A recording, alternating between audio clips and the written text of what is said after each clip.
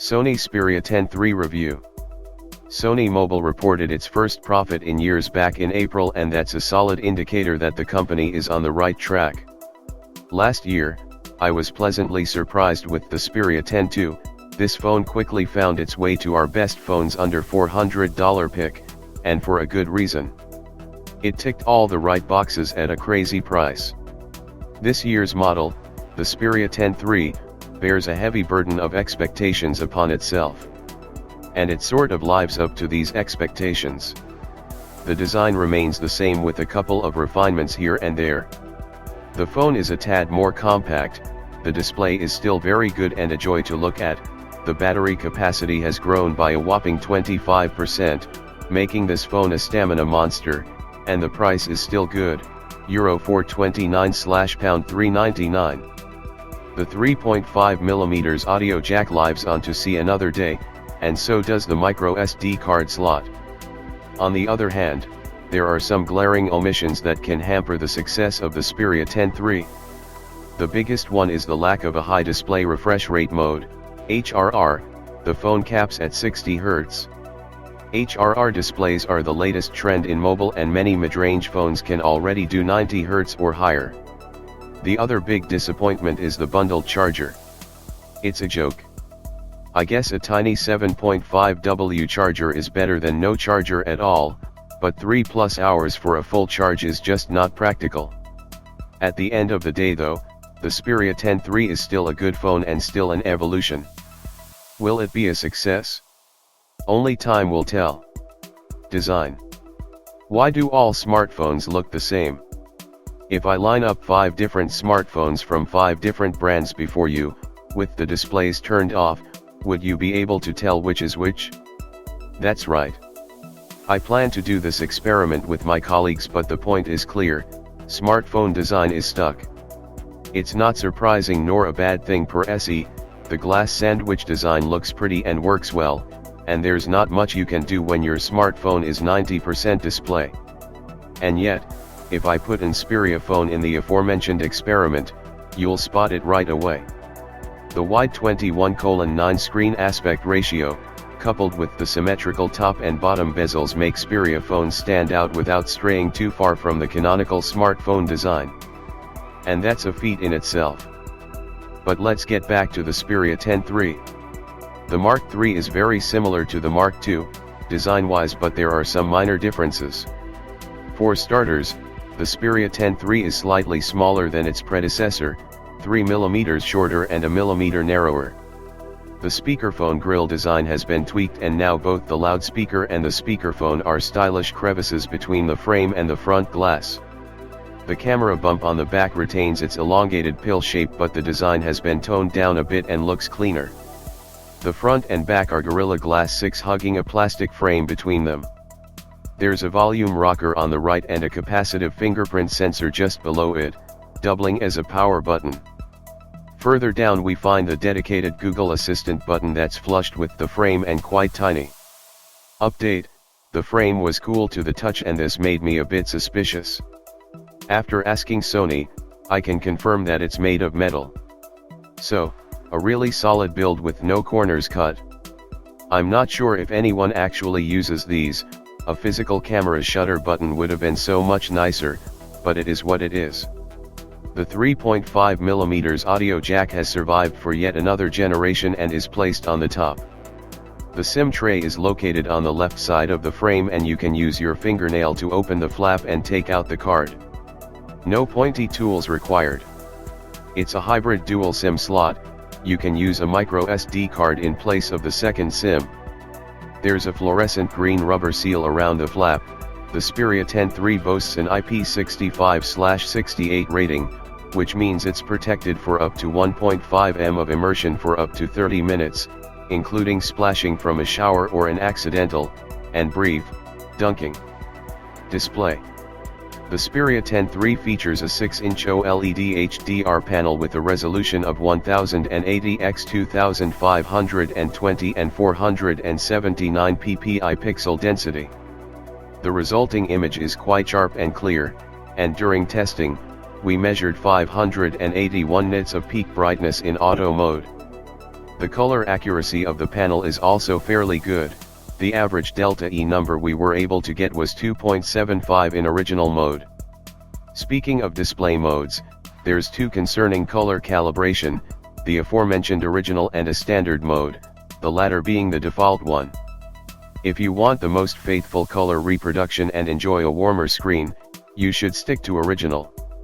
There's a video optimization option available when you're in standard mode, which is supposed to enhance video quality. Turning it on results in videos with a cooler color palette and slightly improved contrast at the expense of color accuracy. One thing the Sony Xperia 10 III is missing is a higher display refresh rate.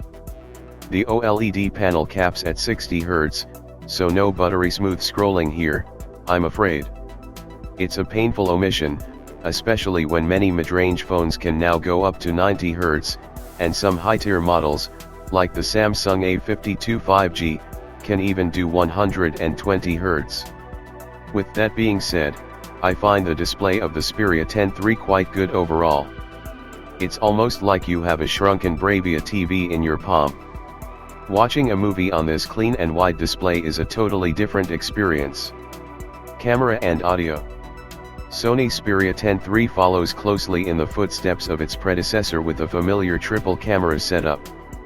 You've got your main 12MP camera, Sony IMX468 sensor, an 8MP ultra-wide snapper, Samsung S5K4H7 sensor, and a telephoto lens with 2x optical zoom and an 8MP sensor underneath.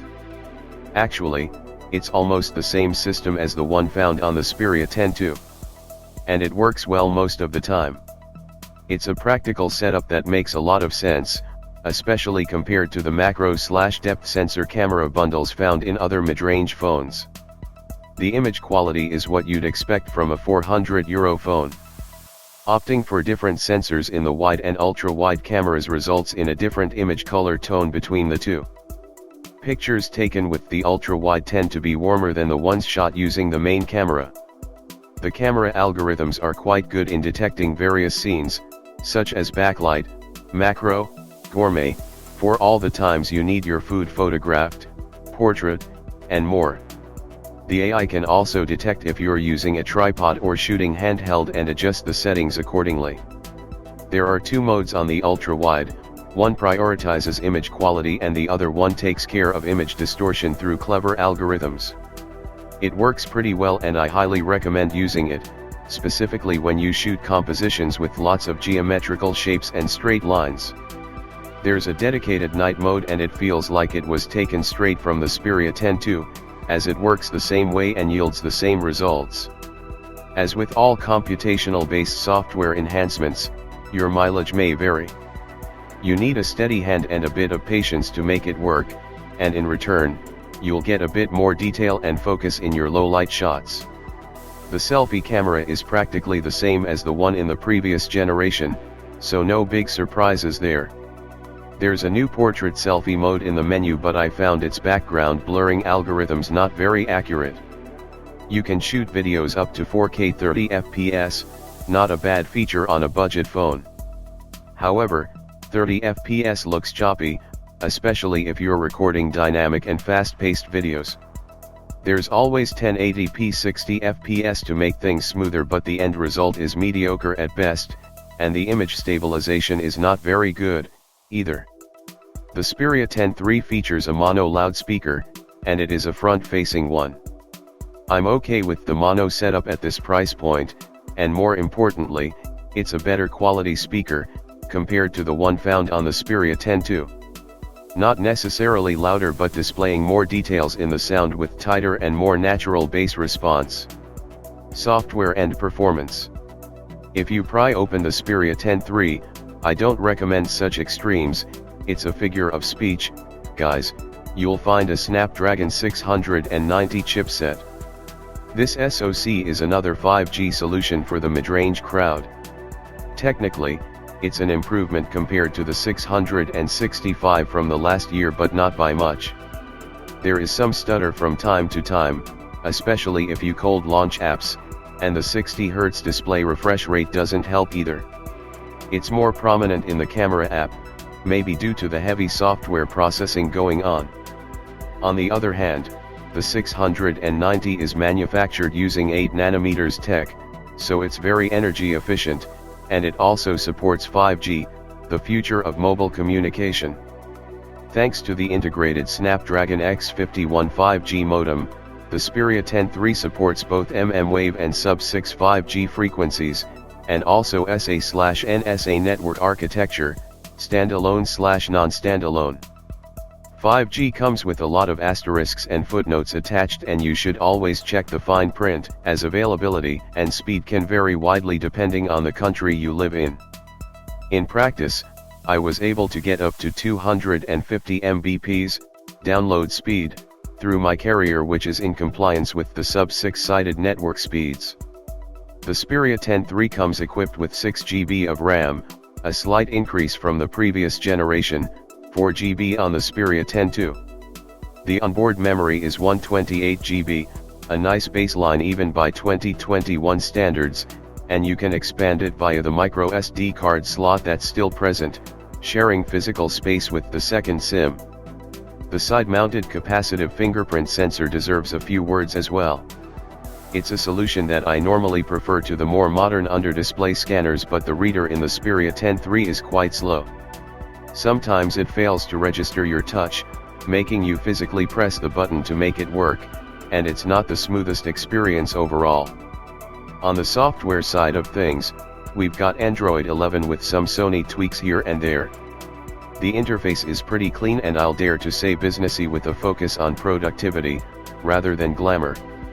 The multi-window switch deserves credit. Split-screen multitasking on a 21:9 screen is nice, and Sony knows it. On the other hand, Sony insists on keeping the side sense bar for some reason, and I can't get my head around it. Tapping accurately on the tiny strip next to the edge of the screen is a nightmare, and after a couple of failed attempts you just give up. No amount of tweaking and repositioning made it work for me. Battery life. The Xperia 10 III is a battery life champion, period. The 4500 mAh battery, coupled with the energy-efficient chipset and the 60Hz OLED display, offers a chart-topping performance. The Xperia 10 II featured a 3600 mAh battery, meaning a whopping 25% increase in battery capacity in the new model. The Xperia 10 III also upgrades its fast charging capabilities. The phone can take up to 30 W of power, compared to the 18 W fast charge support found in the Xperia 10 II. Sadly, Sony has decided to bundle a measly 7.5 W charger in the retail box, and charging times are appalling as a result. Sony Xperia 10 III charging profile with the included 7.5 W charger. 0 to 50% in 80 minutes. 0 to 70% in 124 minutes. 0 to 100% in 203 minutes. I tested the phone with a 30W charger and things got considerably better, 0 to 100% in 2.5 hours, but still far from the fast charging champions on the market.